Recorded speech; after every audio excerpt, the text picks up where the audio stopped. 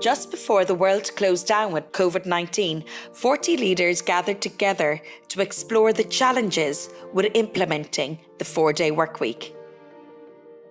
One of those concepts has been gathering a lot of momentum around the globe is the 4-day week. And I think everybody here today is looking to understand what does that mean, how might it work, what are the challenges, what are the real benefits, and how do you measure all of that. So I think there's a great discussion taking place, and I hope some interesting outputs from all of that. 8 members of our team were on maternity leave at the same time. We were losing all of the talent. And this, for me, is real. I need this flexibility in my life and in the people who work with me. And that's why I'm here today.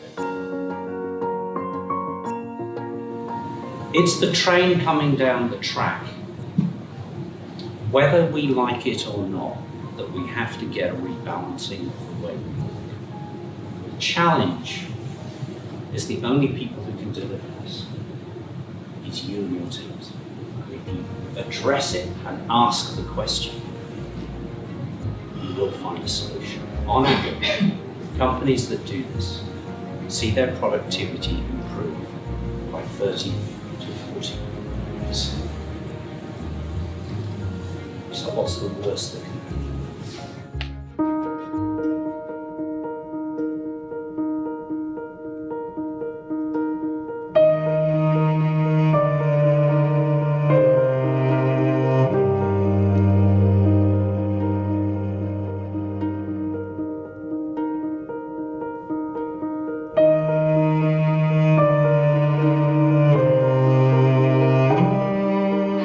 So the big thing for us was the risk of more stress. So we might have all bought into it in this room, but if you go back to your organisation and you say we're going to do a 4-day working week and we implement the 100-80-100, then are they going to turn around and say, how am I going to squeeze everything into the 4 days? I'm going to be even more stressed.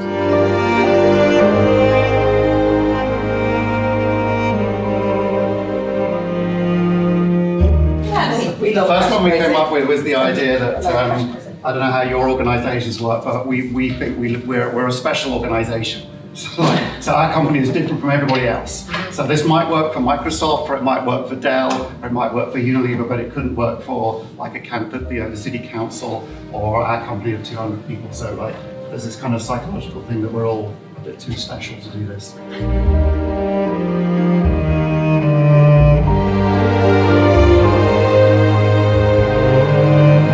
Lack of senior management support and sponsorship to them believing that they don't believe in the idea due to a lack of understanding.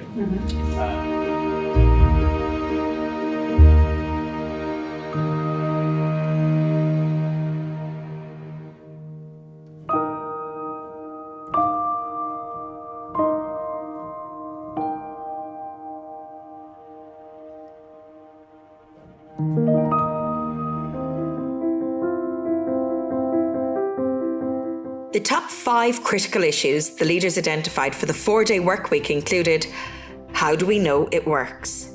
How do we measure productivity? International perception of clients, lack of leaders' buy-in, and trust.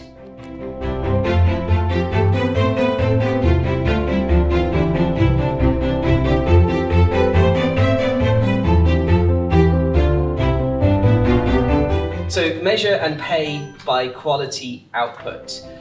So the idea is that we currently measure by hourly output, and that's no longer working in a world where things are being automated. So actually, if you measure by the actual task and the output that and you can ask the employee this, but not getting rid of hourly tracking completely, because you still need to know that people aren't killing themselves working 80 hours a week. But you want to look more at the quality of their output.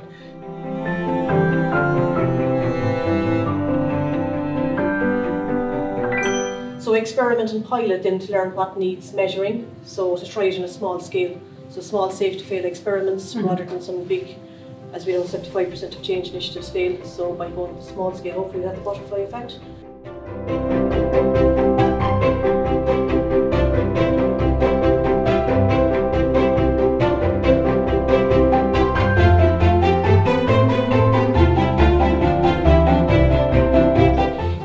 popular is getting people on board. So trying to find a sponsor at leadership level for this. It goes back to kind of what we do, and every kind of idea we have, a project we want to do, is who is that influential sponsor that will come on board and help to drive the message.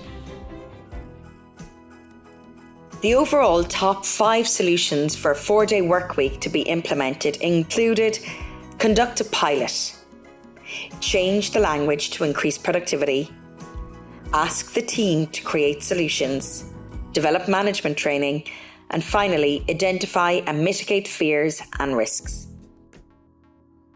Do share this video with your teams and keep up to date on other campaigns by visiting www.thedialoguecode.com. We believe together we can bring change.